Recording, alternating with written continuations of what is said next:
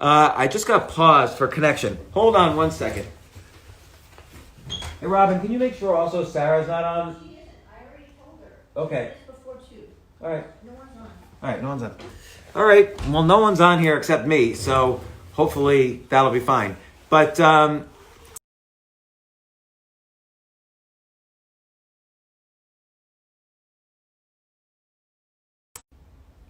this looks like this internet connection is having some problems. If the internet connection goes down, I'll just go on Twitter for a little bit and answer some questions. But I started talking off yesterday about the unemployment numbers. So, Jay, that's a good question. Is going to college a waste of money? But unemployment, we had 6.6 million initial unemployment claims, which was disaster, utter disaster. But you have to understand what unemployment is now. This is not unemployment created by a recession. This unemployment is creating a recession. So they always say whenever you say this time it's different, it's never really different. Well, this time it really is different. We weren't in a recession before this unemployment. We were forced to stay home, and then unemployment was created, and that's going to create poor economic conditions. But the other thing that's different about this unemployment is that not everybody is unemployed. Some people, they changed the rules of unemployment. So some people are self-employed, some people are part-time employed, some people are furloughed, meaning that when the economy reopens, they're going to be rehired. And this is important things to note, that we don't know what percentage of that 6.6 million that hired for unemployment is going to be rehired as soon as the economy reopens, or at least within the next few months. The other thing really important to know is they changed the rules about how much money you're going to get when you file for unemployment. So someone who files for unemployment, they change the amount of money you get, and they change the duration of unemployment benefits. So you could potentially get up to $40,000 with the new unemployment benefits. So it's not as if the unemployed who are going to get in unemployment benefits are in horrible shape. I mean, it is unpleasant to be unemployed. It's not good, and it's not good for the economy, and it's not good for you personally. But financially, if they figure out how the system works efficiently, you will get a decent amount of money in addition to the other benefits of the stimulus, like the direct checks and the deferral of taxes and the deferral of student loans and other things. So, right. So one person mentions a company that has employees that don't want to work because they want to collect unemployment. That's actually going to be another issue in this economy. So Aaron Campbell says, "Why did I answer your DM? I didn't get it. I will search for it and find it." And someone asked, "Will there be massive inflation from the Fed printing of the money?" Note that the Fed is not printing that much money. The Fed's going to borrow the money, and the U.S. is still a safe place to lend money compared with the rest of the world. So the U.S. is going to borrow that money. Our debt will go up.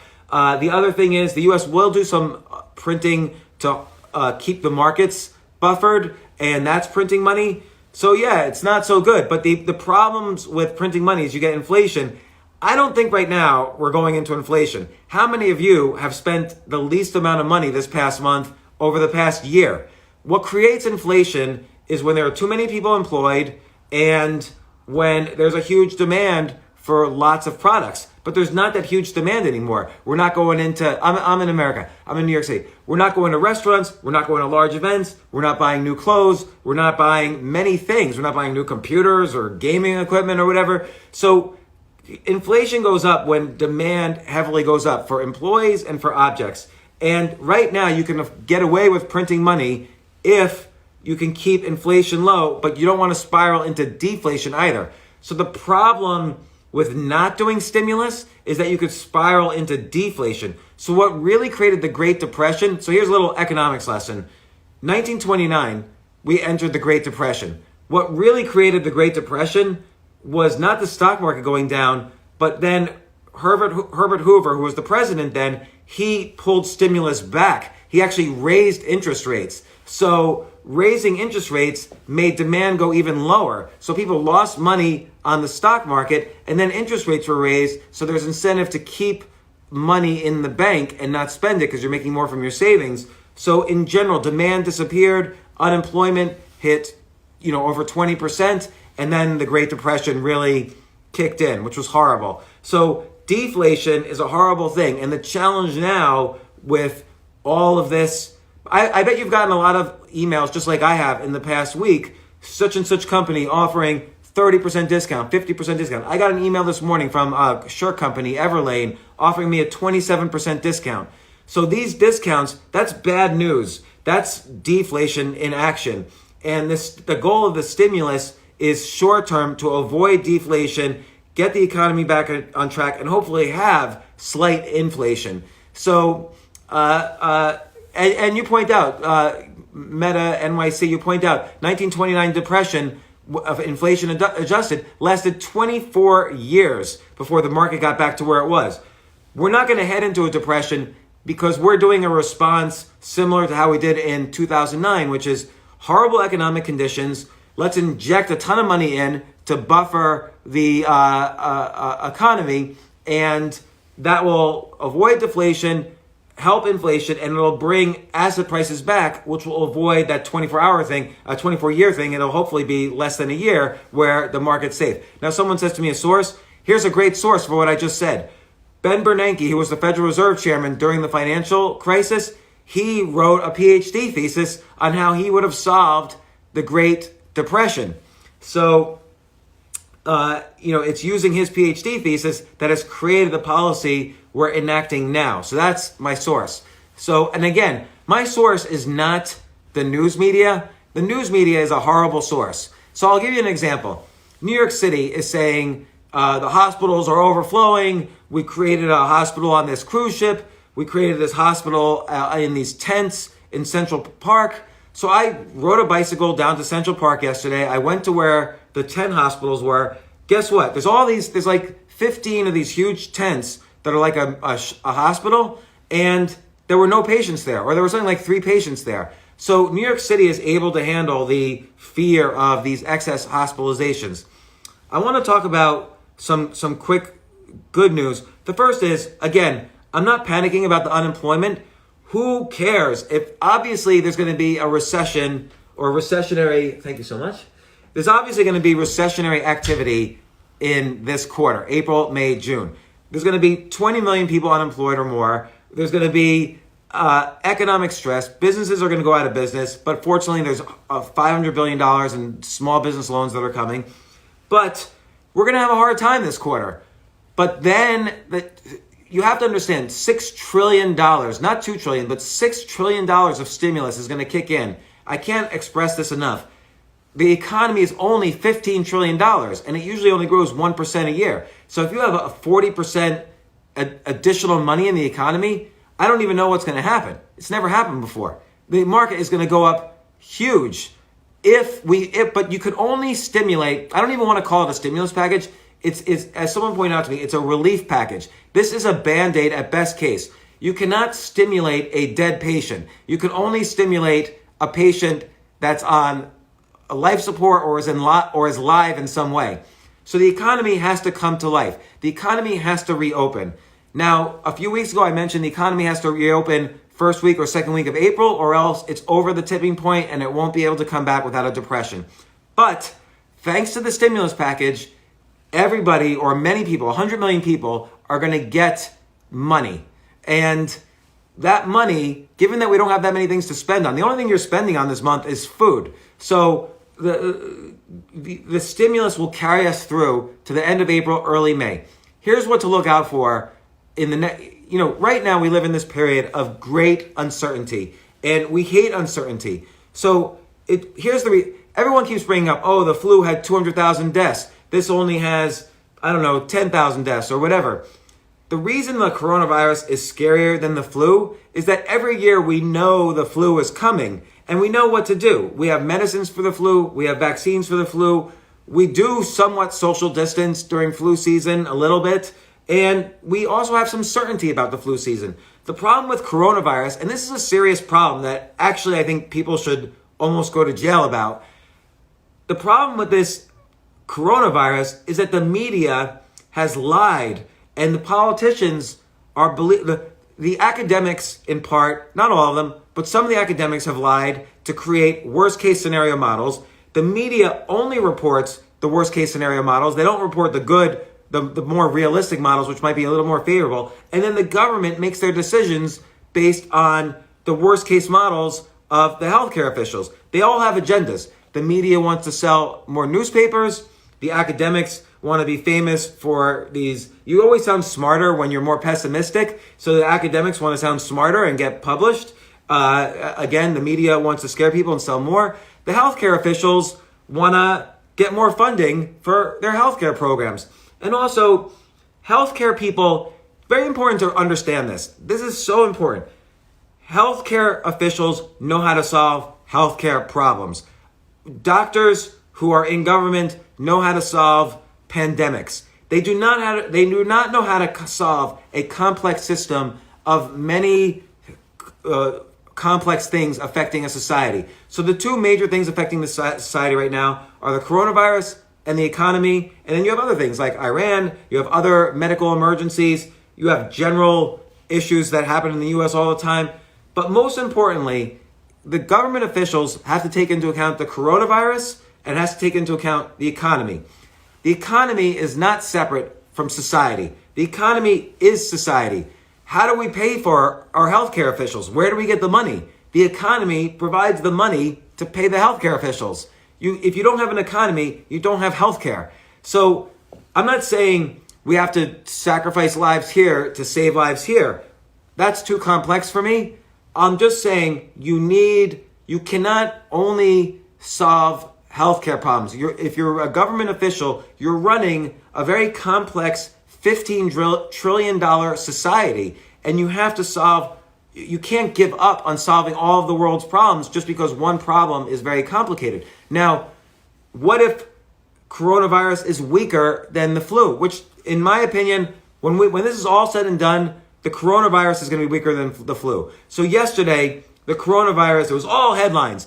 1 million cases exceeded. Horror of horrors. Which is horrible. That is horrible.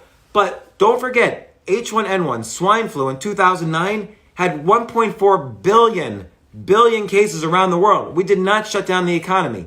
South Korea did not shut down their economy. Singapore did not shut down their economy. Sweden did not shut down their economy. So some countries that are dealing with this virus are not shutting down their economy. We don't really know what slows down the virus. I mean, in New York City, we've been doing social distancing and quarantining and lockdowns for 22 days now, 23 days.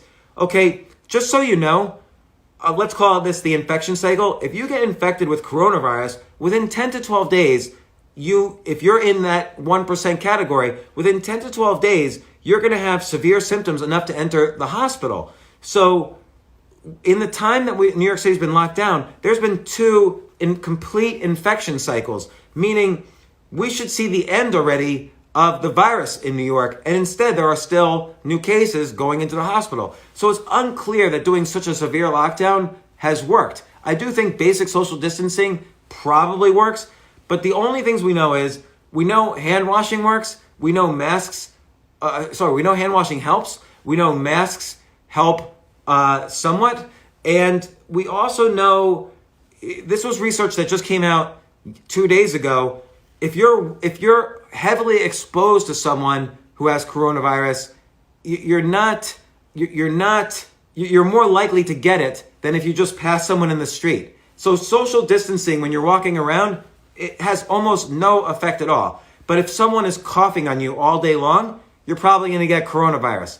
So to some extent, we should send the kids back to school, because I had a kid coughing here all day the past 2 weeks. Maybe she had coronavirus, maybe not, but she had kind of the symptoms and she stayed in her room. But excessive exposure maybe exposed the rest of the family to coronavirus, instead of if she had gone to work and kind of diversified the number of people she exposed it to. Now, I'm not saying she should go out and infect other people. I'm saying the more and this is based in hardcore research. My brother-in-law did the research, actually. He's a scientist at Imperial College. And basically he concluded the more of a dose of the virus you get, the more severe your symptoms will be. So the key is, she's totally fine now. So the key is, she coughed for 2 weeks and now she's done. So the key is, if someone has coronavirus, they should stay indoors and not heavily expose someone. But if if you don't want to get exposed, you don't want to spend too much time with any one person who might have it. That's the key. It's not just passing them in the street if they're 6 feet apart. Social distancing, to be honest, might not make sense. The lockdown probably doesn't make sense. Hand washing makes sense. Quarantining positives or people who have been exposed to positives, that makes sense. But the average store in New York, when it opens up, like a clothing store in New York, doesn't have people all over each other coughing. We should start opening, and this is going to happen. By the end of this month, I really do think we have only until early May, and then we reach a tipping point, and that's best case.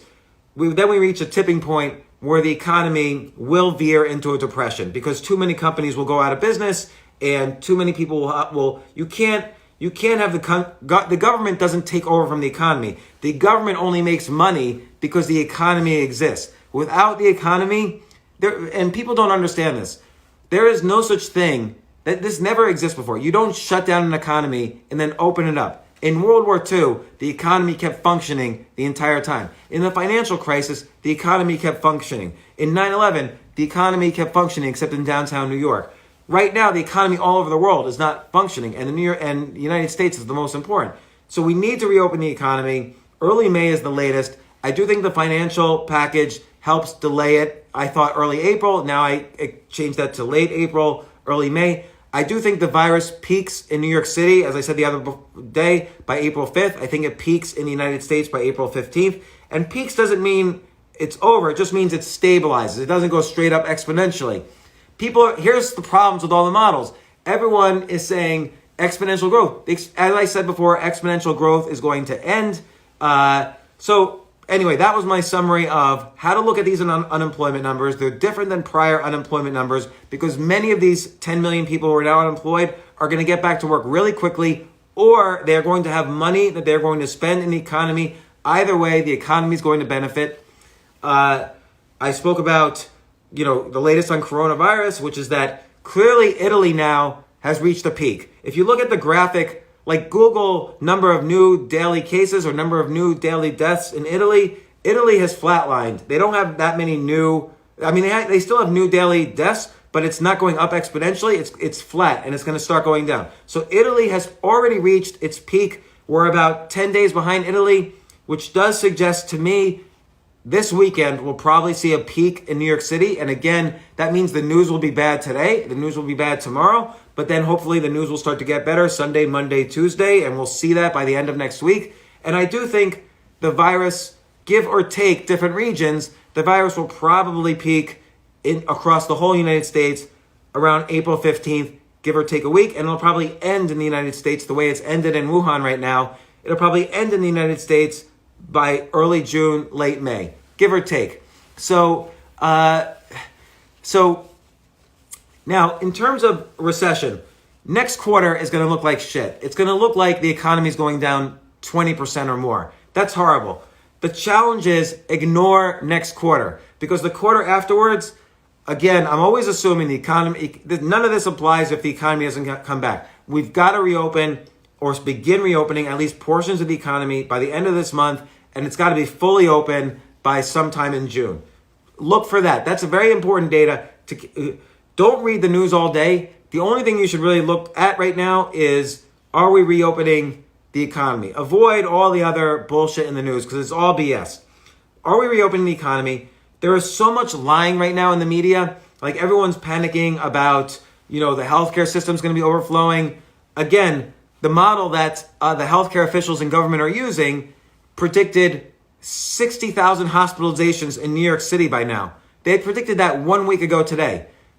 Guess how many hospitalizations there are? There's 13,000 hospitalizations. So the model that the government is using to predict hospitalizations was 80% off in just 7 days about New York City. You can't even be more wrong. And that's a model created by a bunch of PhDs. So don't always listen to the so-called experts. The experts have agendas, and it's a challenge to us to be skeptical of those agendas and to do our own research and find our own data. So again, just to summarize, unemployment numbers mean something different now. They include furloughed workers who are going to be rehired. They include part-time workers, by the way, in the new stimulus rules. And they include self-employed workers. So that's one thing. Then the next thing is people who apply for unemployment are hugely lucky. They're going to make $40,000 or more over the next 10 months from unemployment benefits and other benefits in the stimulus package. It's the most ever in history. So that's a huge boon to the unemployed that's going to buffer the psychological pain of being unemployed. That's not being taken into account in all of this. Now, we can't do that forever. We need the economy back in action by the end of this month. But just know all of these headlines that talk about the unemployment rate, they are not mentioning the flip side of what's going on. So you cannot read the unemployment news and get all the news. I'm telling you what all the news is, or trying to as quickly as possible, but you have to understand there's more to the story. Every article you read, there's more to the story. Now, I just had an excellent discussion, by the way. And by the way, Jay, who works with me, he's collecting a collecting a spreadsheet right now with all the questions. And so I talked about we will have massive inflation. Is residential real estate going to implode? The answer is I don't like residential real estate in general, but other than spewing my rant on real estate, I will say in urban areas like New York City, I cannot even imagine someone's going to be so aggressive about buying an apartment in New York City, given that New York City is empty right now at the first signs of pandemic. And that means also commercial real estate in New York City are going to go down. So these are really, even after the economy reopens, the economy is going to change. Real estate's going to change. The recreational industry like restaurants, travel, and so on, that's going to change. The driving industry is going to change because now more people are going to work remote. Drones, robotics, groceries, delivery, education, all these industries are going to change. There's going to be a new normal. The people who benefit are the people who are going to quickly adapt to the new normal and find business models for it. What do I think about the future state of globalization? Really great question, because part of this pandemic has been caused by the fact that there is globalization. It used to be each country only did business with itself, but now we do manufacturing in China. We do software development. We outsource to India. We do some of our financial transactions in London. We buy things from Japan. So globalization has had a lot of problems, but I think actually this is going to help globalization in the long run, because what's going to happen is instead of just outsourcing manufacturing to China, where it's going to go to India, Indonesia, Malaysia, and even back to the US. So I think globalization is actually going to do better as a result of this virus. So somebody asked, where does the money come from in the stimulus package? And that's a great question. So part of it is they're going to borrow the money. So the deficit's going to increase, and that could be a problem.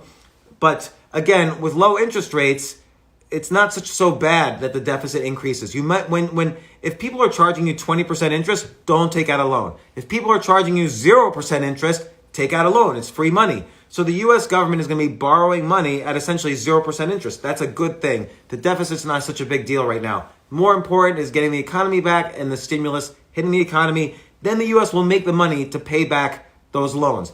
The other thing is the Fed prints money, but it usually only prints money for a short period of time, and then it brings that money back. So we'll see the effect. But they're printing an enormous amount of money, trillions of dollars, and that's part of what's buffering the stock market and the mortgage market and so on. The Federal Reserve is actually buying bonds, so it keeps these markets alive. So we're thankful that the Fed is printing money.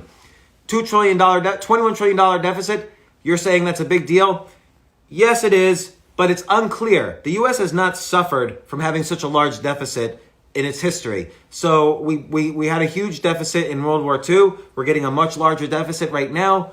But at low interest rates, it's just acting like a human. If you were to get low interest rates, you borrow money. So the deficit at low interest rates is different than a large deficit at high interest rates. So we're refinancing all our debt at low interest rates. That's a good thing. So is money safe in the bank? That's a really great question, because during the financial crisis, it was unclear that money was going to be safe in the bank. But now the banks are healthy, and the Federal Reserve has promised to keep all the banks flush with money. So banks are very safe. Take JP Morgan. I keep my money at various banks, and Chase, JP Morgan is one of them. The IRS keeps their money at JP Morgan. So I'm not that worried about the largest banks going out of business right now. Will we repatriate the supply chain away from China?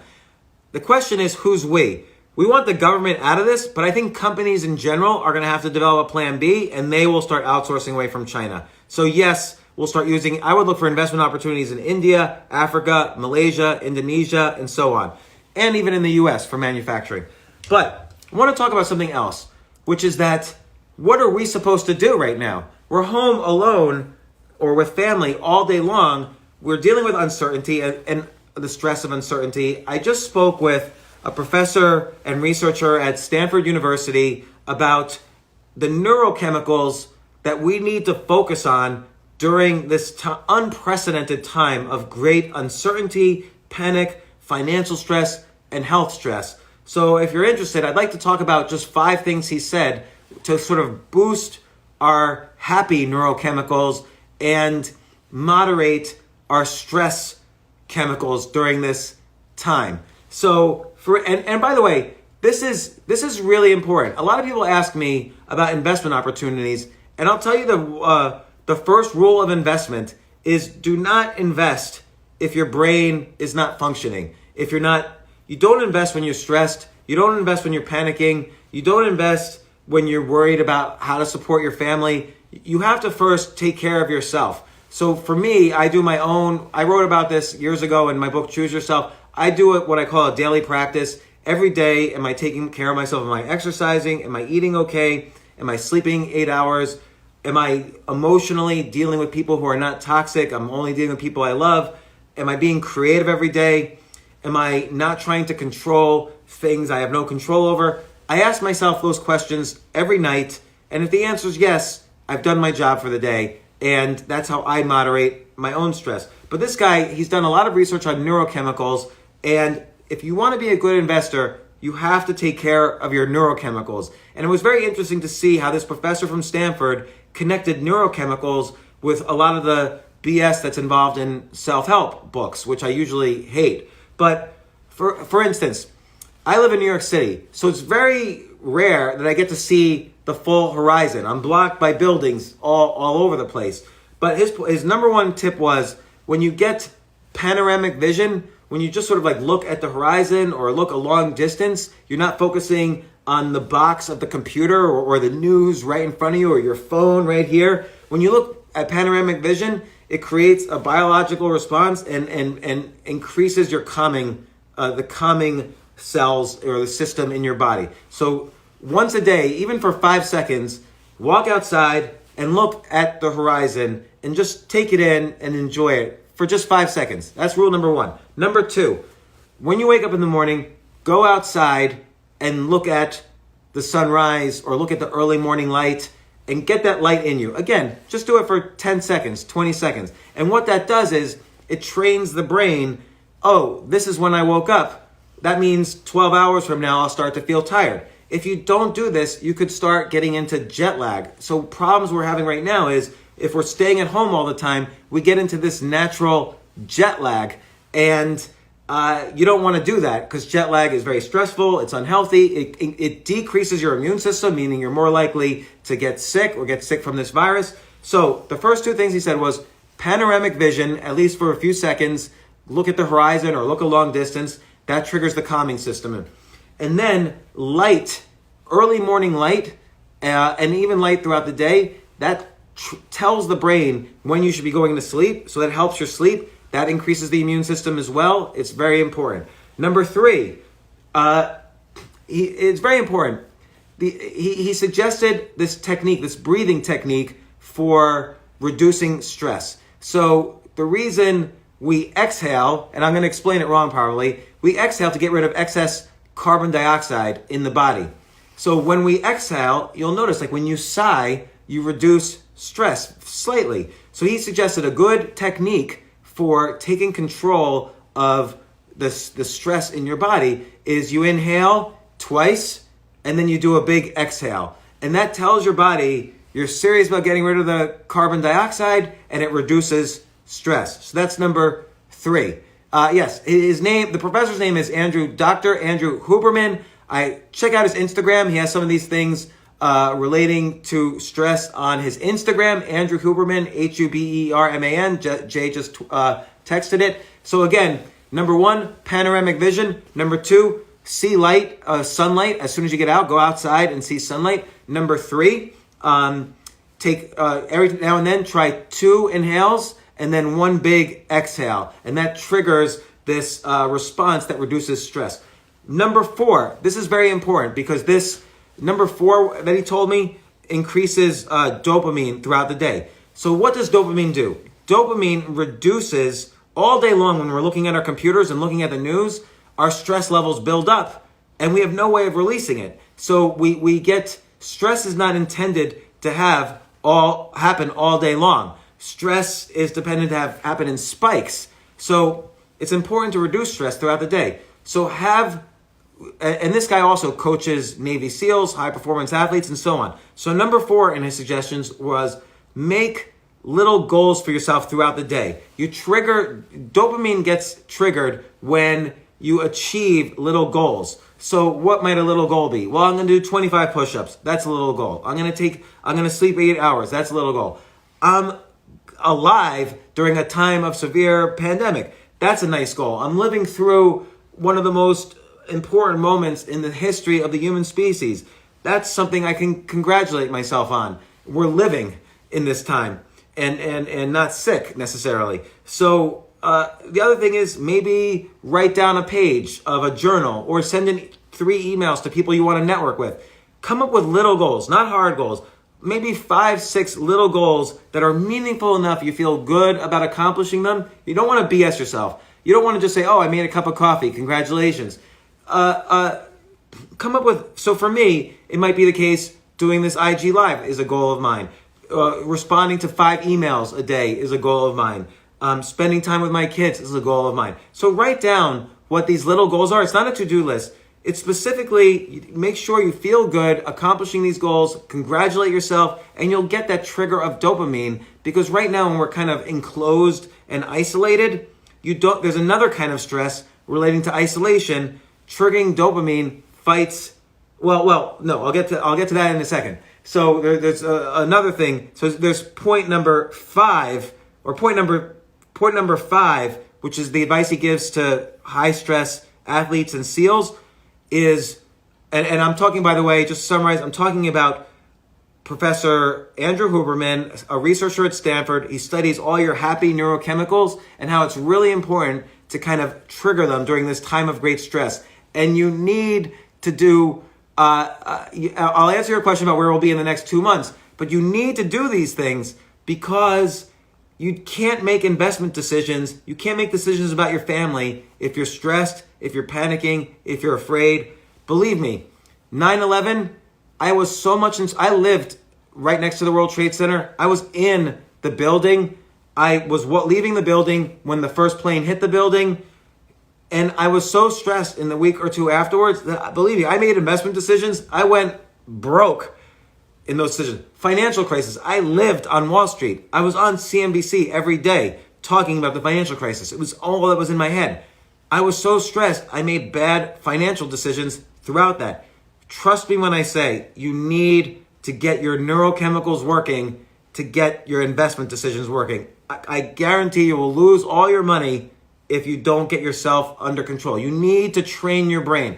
You want to be able to look back at this time and be able to tell your grandkids you did everything you could to become a better person during this time. Your brain was better, your skills were better, your outreach to people you love was better, your way of contributing to others was better. So point number 5 that Professor Andrew Huberman told me about increasing your happy neurochemicals was, and this one increases oxytocin, find ways to be of service to others. Very important. He says, he advises this to Navy SEALs. This is very important. You look at Viktor Frankl, who was in Auschwitz in his man's search for meaning. He naturally became of service to others, and that helped him a lot. And that triggers oxytocin, which reduces the kind of stress related to isolation. We're all feeling massive stress right now related to isolation that we've never felt before, by the way. So it's very important to do this, or else your brain is going to go into areas it's never been before, and you will not make good entrepreneurial decisions. You will not make good investment decisions. I don't say this as a way of advertising any kind of bullshit self-help. This is the ground floor of being a good investor. So again, number 5, be of service to, number 5 is externally focused. Be of service to others. I don't care how you do it. So here's what I do. I've donated a little bit to various GoFundMes that employees in the area have put up to support themselves. My family, we go out Saturday mornings to help with a kind of a soup kitchen. And the job is at the soup kitchen is to keep people 6 feet apart when they're online. The other thing is, and also I'm grateful. I'm grateful for all of you for coming on. I'm grateful for members of my family. I probably need to communicate with all the members of my family and all the people I love a little bit more. I could do more of that. But these are very important things to do to trigger oxytocin, which in turn reduces something called, and I'll get all the names wrong, tacinine, which is a stress neurochemical relating to the stress from isolation. So, and number 6, this is very important. Number 6 is the last one, and it's very important. Right now, we all feel kind of powerless. We feel out of control. We feel we don't know what's going to happen with this virus. We don't know what's going to happen with the economy. And I'll be honest, nobody seems to be doing a good job. The politicians, Democrat and Republican, they don't really seem to be doing a good. I wish they were doing a better job. I wish they would take into account all the complexities of this. But I feel the politicians are positioning themselves for election or re-election, depending on who it is, both on a local level and on a federal level. And I feel they're making not the best decisions in general overall. And by the way, I don't mean best decisions for the stock market. I don't mean the best decisions for hospitals. I don't mean best decisions for the economy, but just best decisions for the United States. We're a complicated system, and you have to you can't just give up on 99% of the U.S. to solve one problem. A challenge for someone who's going to be the leader of the United States is they have to be able to solve hundreds of complex problems simultaneously, not just one problem. So what that means on a personal level is we feel out of control, and I feel out of control often. And so what are small ways you can get in control? Well, I can make sure I'm sitting down in this seat at 2 p.m. for these IG lives. That's in my control. I can make sure I do these other things that I mentioned, like panoramic, have some panoramic vision in the morning, see light in the morning, sleep 8 hours. These are things a little bit more in my control. Read a chapter in a book. That's in my control. Call a loved one. That's in my control. So try to do things that are in your control, and that also reduces stress. It's good for, I don't know what neurochemicals it's good for, but again, I was talking to Professor Andrew Huberman. He was linking all of these things to neurochemicals that are critically important for reducing stress and helping you make good decisions. So now with that said, I'll answer some questions. I'm going to look at Jay's document to see what questions have been asked. When are they going to open the borders? Great question. I think the borders are kind of open, but there's going to be quarantining depending on country by country. But I do think we're going to see by June things very different in terms of travel restrictions, maybe even May. And again, I do think portions of the economy are going to go back to work, hopefully in late April, if not late April, early May. More questions? Jay, why isn't there more questions? So ask some questions. So are you planning to come to India? I've been to India twice. I love India. I am not planning on doing any traveling anytime soon. I think the entire travel industry is for shit right now. Like, no one, but that's okay. Airlines are used to going bankrupt. They've gone bankrupt repeatedly. The hotel industry, Airbnb, I am worried about Airbnb and what they're going to do. We'll see. But again, as the economy comes back, I do think we'll see. I wasn't live yesterday. I had a bad connection. I tried to get on live yesterday. By the way, where do I see Shell stock going? So if you listened to me 2 weeks ago, I did an IG live and I recommended Shell. Shell was at 25, 26. Now I think it's at 35 with a 10% dividend. What I said then is that oil was artificially down, not because of coronavirus, but because of this fight between Saudi Arabia and Russia. Well, turns out I was correct. Today, there's news that Saudi Arabia and Russia are going to come to some sort of agreement this weekend. Well, Shell stock has gone from 25 to 35. Does that mean it's not a buy anymore? No. Just because the stock goes up you have to look at whether it's undervalued or not to determine whether it's a buy or not. Don't look at price action. Look at the actual value of the company. So Shell is still undervalued if you think oil is going to get back to its highs.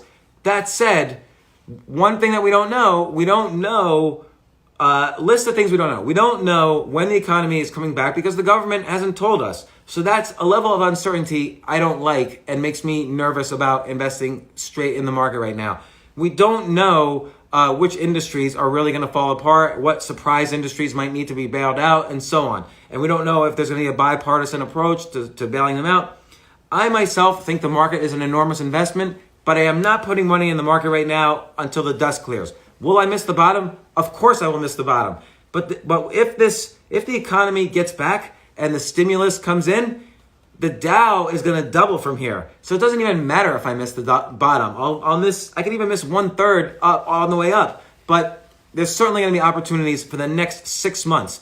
After 9/11, there were cheap stocks all the way through 7 months later. So don't worry about 8 months later, 9 months later. Do not worry about missing the bottom. Just focus on yourself. Keep cash around. I'm not making a recommendation. This is me. I'm focusing on what I can do for my mental health to stay calm during this very stressful period. I'm working on a book that I have to finish.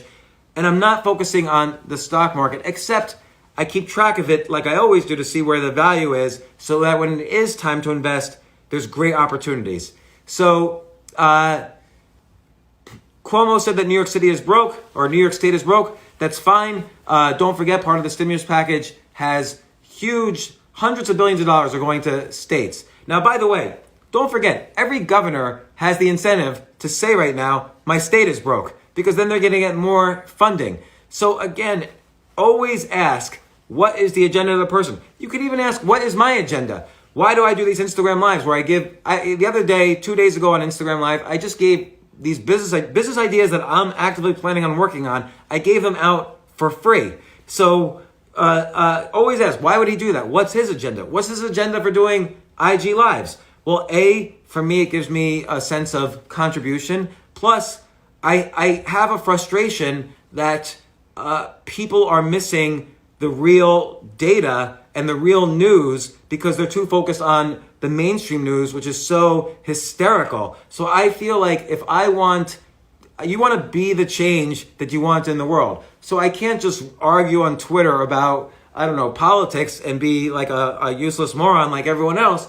I can try to communicate, and I've spent 20 years learning how to communicate better. I can try to communicate what I'm seeing in a rational, what I think is unbiased view of the data. Now, some people said, oh, you're just talking your book because you own stocks. I actually don't. I own one stock. It's not a big part of my portfolio. I own one stock. I'm not really invested in the market. I just care about the mental health of society, and that's measured a little bit by the market. So someone asking, is there going to be a 6-month lockdown in Australia? Again, Australia is going to deal with the same things the U.S. is, which is, do you really think Australians are going to allow a 6-month lockdown? I don't think so. People need to get back to work. And it's not money versus deaths. It's society. It's all one thing. The economy and healthcare are all one thing. You cannot pay for ventilators. You cannot pay for doctors unless you have an economy that's paying the government. They all work hand in hand. Without an economy, people will die. With more deaths, there's no economy. So it's a complicated problem, which is why they've screwed it up so badly. I don't blame them. Well, actually, I'm starting to blame them, but it's complicated. So we have to give every politician from Cuomo to Trump to Pelosi to all these people some slack because they're just as nervous. They don't know what to do, and they're being fueled by data from healthcare officials who have their own skewed agenda. The projection right now is that there could be 240,000 deaths in the U.S. Are you kidding me? There's 50,000 deaths in the world overall, and it's already peaked in a lot of countries. How the hell are you going to get to 240,000 deaths? And some people are saying that's optimistic. And they're saying just in the U.S. That is just bullshit. I will bet anybody, and I don't want to sound like I'm betting on deaths, so I'll word it this way. This is going to be, the coronavirus in the U.S. is going to be less than half the deaths of the flu season. It's going to be half as strong as the flu season. And I'm not saying that as a guess. I've looked at all the data, every model. I've looked at the exponential rates in every country. I've counted how many times the virus doubles in cases in every country. In the US, there's probably going to be, I would say, give or take 10,000. There's going to be 30,000 deaths. And every death is unfortunate. But I will tell you, 30,000, every single day in the United States, on an average day, 7,500 people die from all sorts of sources.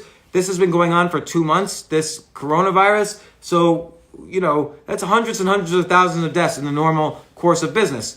And so we just need to start taking these things into account. But I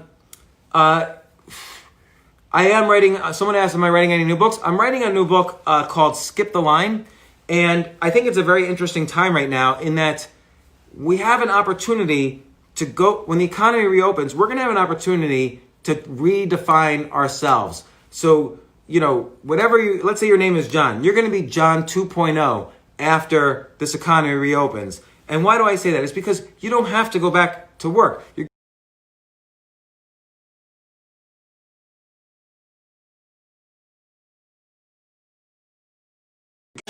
You could start pursuing passions, and the question is, how fast can you be in the top 1% of society in whatever it is you're passionate about? And that involves skipping the line. So there's this whole theory, the 10,000 hour rule that Malcolm Gladwell wrote about, and I think it's bullshit. The idea that is if you want to get to be good at something, you have to focus on it for 10,000 hours. I'm redefining that completely, and I'm sharing my techniques plus the techniques I've studied with others on how to basically achieve success in any career you want to switch to and not have to wait 10,000 hours. And that's why it's called skip the line. Everyone who's online is doing the 10,000 hour rules. You're going to skip the line. And the applications are enormous. So as an example, I was a professional hedge fund manager for many years. Well, I didn't go to business school. I didn't work at a bank. I never worked at a hedge fund. I had very little experience investing, but I figured out techniques to skip the line, and I had a decent-sized hedge fund for many years. I was not a writer, and I didn't study writing. I never took a writing class, but I learned how to very quickly skip the line and become a top-selling writer. I make a decent money from writing. There's ways to skip the line as an entrepreneur, and I'll give techniques for that. There's ways to skip the line as an investor, and I'll give techniques to that. So I'm going to get very specific per industry, but I'm also going to talk about general techniques. And the book's going to be called Skip the Line. I'm not trying to pre-sell it. It's coming out next February. Haven't even finished it yet, so I'm not selling anything. Can we daily trade the stock market? I normally wouldn't recommend this, but I will tell you this. Right now is the best time to day trade the stock market. Now, I don't recommend it because, it's very difficult. And if you're stressed or panicking or fearful, you shouldn't do it. But this market is very much a counter trend market. So the market for the past 10 years have been a trend market. If a stock goes up one day, it'll probably go up the next day. But now we're in a counter trend market. So if a stock goes down 10% one day, you should buy it at the close that day because it's probably going to go up the next day and then you could sell. So it's very much a day trading or swing trading market right now. The higher volatility is, the more it's a day trading market. But some tips. One is, again, look for counter trends. Look for things that move extreme in one direction and bet on going the other extreme. The other thing is, do not use leverage. So don't use more than 20 or 30% of your portfolio for day trading, and don't hold on to a trade for more than 2 days. So just those 3 tips, try to keep them in mind. By counter trend, I mean if something goes down 20% in a day, buy it at the close of the day, and it'll probably go up the next day, or at least go up 5% at the morning and then sell it, and you're 5% up in a day. And if you do that every day, you're going to make money. I made a living in 2002. I was dead broke in 2002. I just had enough money to play the market, and I was up several 100% because I only bet on counter trends in the worst bear market until the Great Recession, which was the worst bear market until right now. So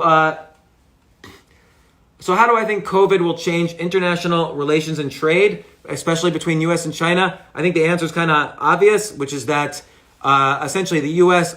de facto won the trade war against China. China is going to be begging for our business because every industry, we just realized every industry screwed up. They didn't have manufacturing outside of China, and every industry is in trouble right now because of this. So if I was a car manufacturer, I would say, let's build plants in India. Let's build plants in Indonesia. Let's build plants in Africa. Let's build plants back in Akron, Ohio, because I can't rely on China anymore.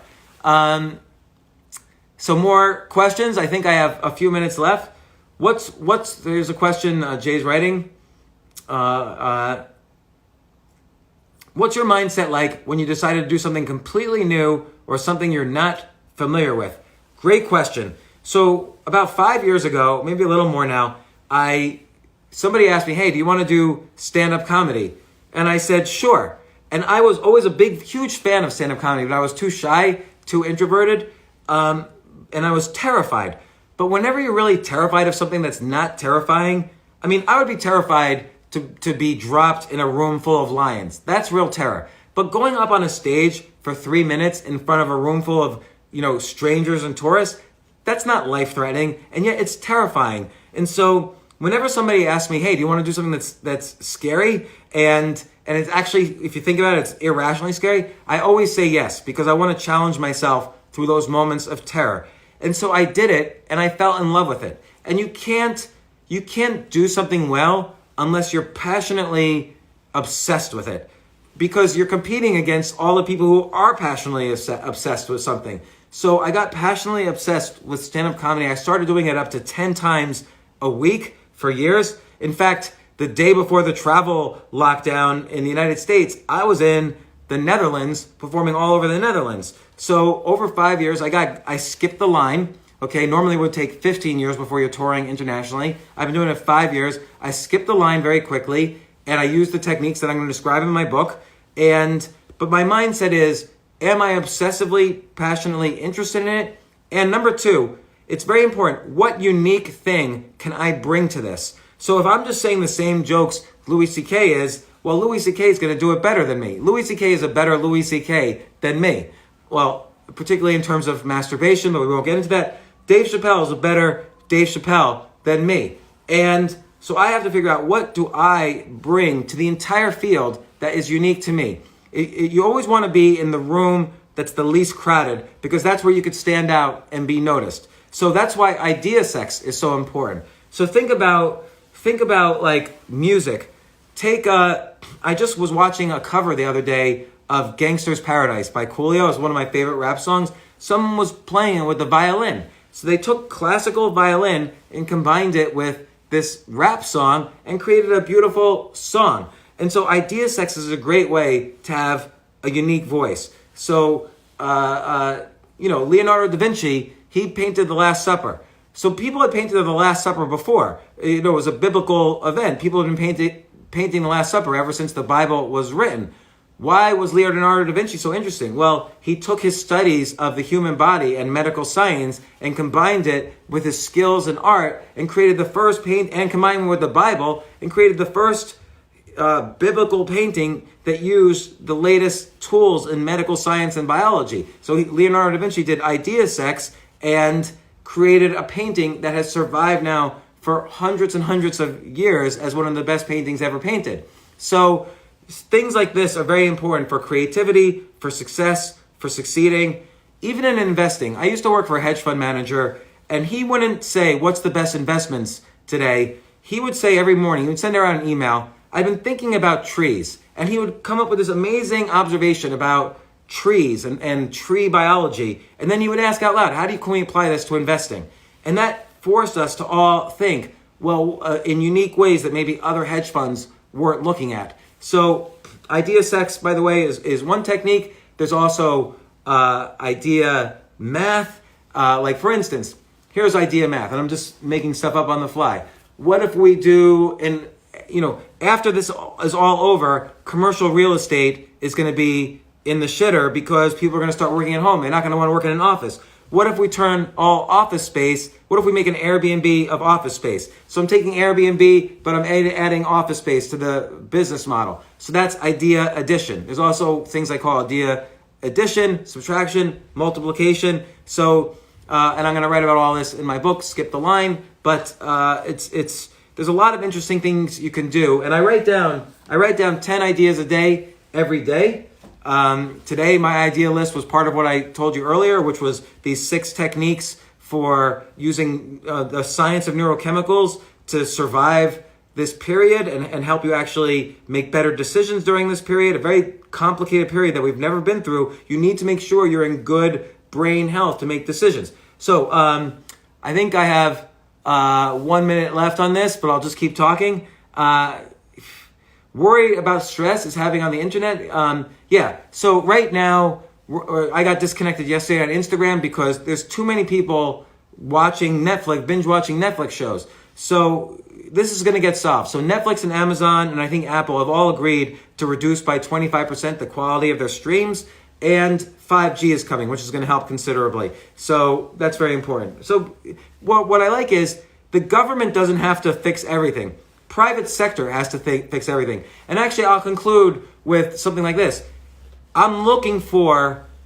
So the other day, Caroline's Comedy Club, the employees there were all laid off, sadly, or furloughed or whatever, and they set up a GoFundMe as a group where help support the employees of Caroline's Comedy Club. Serafina Restaurants here in New York City did the same thing. So I imagine there's a lot of these, and I donated to each one of those. Send me the GoFundMe links of employees that you know about who need help. Just forward them on to me, altucher@gmail.com. Forward them on to me, and I'll either donate to them or spread the word about all of these GoFundMes. Then I'll use my platform of about 2.5 million people, and I'll spread the word for all these GoFundMes that need help. And this is related to, we don't always need to ask the government for help. We should be able to help each other. It doesn't matter if you don't have money. You can send me the link, and that's how you're helping. Or you could publicize the link, and that's how you're helping. So, or you could, you could sign up for, there's something called crisistextline.com where you could volunteer at home. So I'll just summarize really quickly. The things for keeping the immune system, and this is according to the science of neurochemicals. I'll just say it real quickly before they cut me off. I have 52 seconds remaining.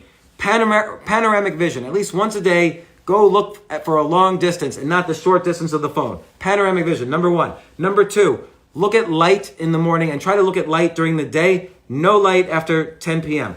Number 3, breathe in, inhale twice, and then do a long exhale. Number 4, create little milestones that you can congratulate yourself of, and they have to be real milestones. Number 5, try to be of service to others or gratitude to others. This increases oxytocin. And number 6, focus on small things you can do that are in your control, because we feel so out of control now. We need to feel in control. Those 6 things and the whole neuroscience of it, I'm releasing on